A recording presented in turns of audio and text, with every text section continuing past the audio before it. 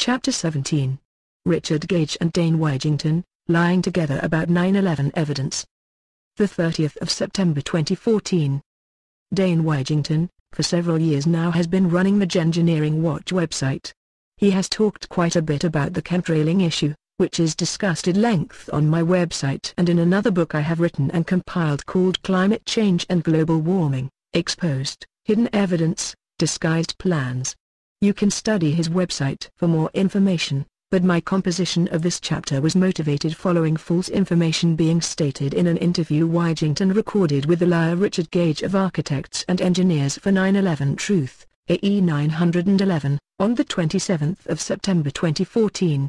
We will return to Dane Wigington presently, but before that, I need to cover some additional material about AE 911 which has come to light since I finished 9/11 Finding the Truth. Architects and Engineers for 9/11 Cover-Up. Organizations like AE 911 use our humanity and goodwill against us, and people don't figure this out until it's too late. In a book called Nanomanagement, The Disintegration of a Non-Profit Corporation, Michael Armenia documents his experience with AE 911. It's quite an interesting read, and seemingly exposes the AE 911 Truth Group as some kind of brainwashing operation. Even though the author documents how the group operates, he is either unhappy about revealing why it has been run a certain way, or he does not realize what the reason is, that is to keep a cover-up in place. I think there is an enormous clue on PDF, page 238 of the book, where the author publishes a document of AE 911's volunteer vetting guidelines. This particular page is reproduced below. Pay particular attention to the search terms suggested, which include only one person's name in the whole of history. See refined searches, using Google.com, if not already found through items 1b above. Refine Google searches to determine any correlation to questionable ideologies using combinations of username and a search term, as well as full name and a search term. Among the search terms to be considered are, no planes, do nukes, HARP, UOV, Judy Wood, Jews, Holocaust Zionism. It is also worth noting from 2008 to 2012 AE 911 Truth's income was $1.365 million. I think it's time for a tax audit. Just a thought. Where does this amount of money come from? At least we know how Gage manages to do 38 tours in the US and Canada. Richard Gage lies about the contents of the WTTG book. Now let us return to the lies of Richard Gage.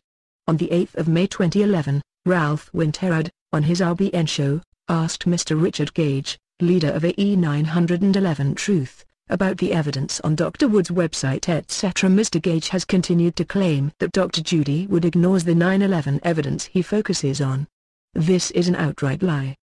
Now, with Judy Wood is not going to acknowledge any of that evidence and just hand-wave it away, then she's not practicing science, she's practicing witchcraft. Go ahead. One only has to look at the contents page of the WTTG book to see that all the evidence Gage claims Wood does not address is covered and correctly explained. I also have a scan of the check which Richard Gage used to purchase a copy of WTTG from Matt Nowes, a longtime 9/11 Truth campaigner who, in 2011, realized that Gage was part of the 9/11 cover-up. So we know Gage has a copy of the book. Why is he lying about Dr. Wood's research? Now back to Dane Wigington. On the 27th of September 2014, he interviewed Richard Gage for one of his podcasts. The part of most interest to me is from about 55 minutes till the end of the recording. Not only does Dane Wigington not check his facts, he joins in with the lying. With the whole 9/11 issue from bottom to top, again, there is really nothing that supports the official story, and everything supports the conclusions that your group, and again, how could you have a stronger group than that? 2,200 people, and I know there's a lot of disinformation. We talked about this off the air. A lot of people that want to grab at straws, and they grab it. I've seen information, the laser beams from space, and all this sort of stuff that is simply designed to make people reject the actual facts. We see the climate engineering when you have people trying sorts of fringe things into the subject to cloud the issue, the disinformation. But in this case, there is when you have 2,200 plus architects and engineers signing their credibility, how could you have any more weight than that? And so I hope people that have heard lots of other peripheral that have confused them, look at 9/11 A&E. That's the nuts and bolts facts that really cannot be argued with in any way, shape, or form. So on this, Richard, I know that some of these other theories that appear to have been thrown out there for this clouding the issue, right? But they're not really making much progress with that. I mean, I think you guys have really gained the lion's share of credibility and attention. Well, I think so, and that's because we're looking at it scientifically. Regarding Judy Wood and her theory of directed energy weapons, what she does is look at the site around the towers and tries to find unusual evidence to try to support an unusual theory.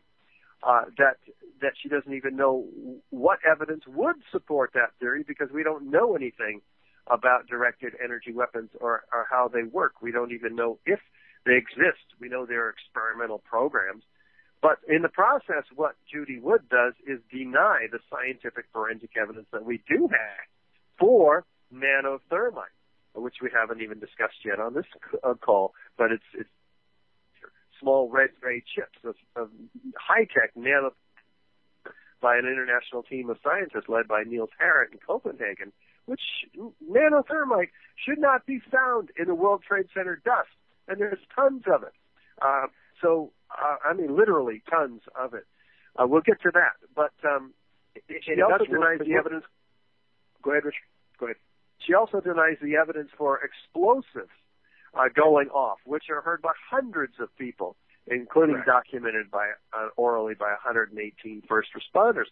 And she denies the evidence for hot, molten temperatures exceeding 2,800 degrees.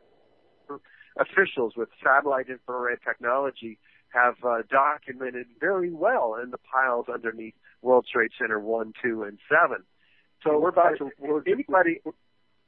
we're just about to run out of time, but I want to summarize with this, to finish with what you just said, to summarize it. Bottom line is we have one person, Dr. Judy Wood, ignoring evidence and disputing literally not just 2,200 experts, but many more when you count all these other first responders that heard the explosion. So we have one person denying who knows how many, 2,500, 3,000 experts from various fields.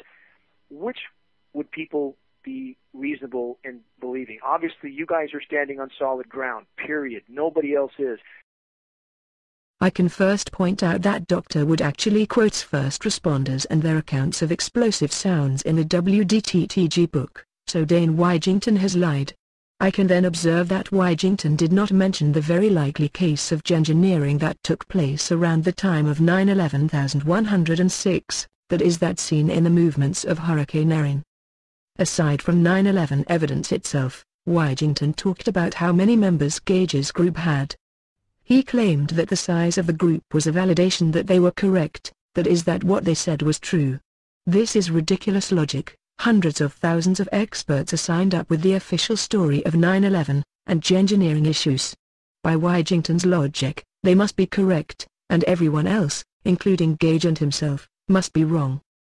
Perhaps at this point we should note Wigington's connection to 317 Bechtel and note the sorts of projects that large corporation undertakes and who its customers are. If people who claim to be revealing truths about engineering don't want to talk about Hurricane Erin and the events of 9/11, I cannot help but think this is strange. Similar experience of this sort of talk up to now has shown me that this again is part of an ongoing cover-up. It seems that several people have written to Dane Wigington about 9/11, having listened to the comments he made above. So, does he fess up? Does he say I need to study this more? Here's what he said in a later podcast on the 2nd of June 2015. Sort of event that he could stand on is the premise for his idiocracy. And as far as people, taking the bait, if you will, they want to take the bait. That's the point I'm trying to make. Much of the population wants to believe the lies. I mean, when you can have a picture, one point I want to make, a picture of the 6-story high digital billboard in Times Square that Richard Gage and his group, Architects and Engineers for Truth, paid for to show Building 7 collapsing. And I'm tired of the Judy Wood argument. Well, I don't care what happened, okay? And I'm tired of people throwing that at me. You know, there's 2,200 Architects and Engineers for Truth compared to one single person that has an opinion. I lean toward the Architects and Engineers, but whatever the case, I think we all agree on this. Building 7 didn't fall down from the fires in the first floor. We all agree on that. That showed in Times Square over and over for a month. Did the population do anything? They didn't do a damn thing because they don't want to know. Readers who are not now familiar with what Dane Wigington is about can research his dealings with G. Edward Griffin and Michael Murphy.